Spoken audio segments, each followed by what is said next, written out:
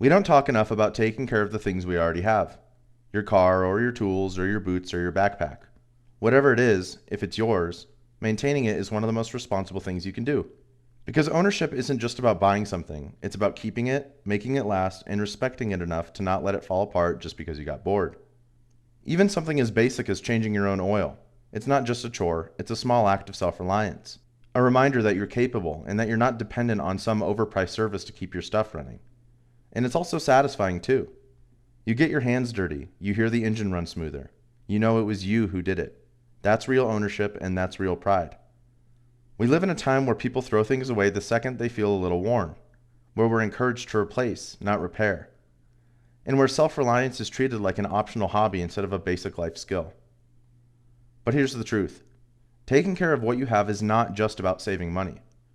It's about being less wasteful, it's about being intentional, and it's about building a relationship with the things in your life, especially the ones that take care of you in return.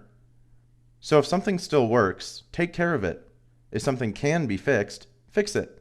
And if you already own it, honor that. That's responsibility, that's freedom, and that's ownership. So let me know. Do you maintain your own stuff? Your car, your gear, your clothes? Drop a comment and tell me what you've kept alive and how long it's lasted. Thanks everyone and have a great day.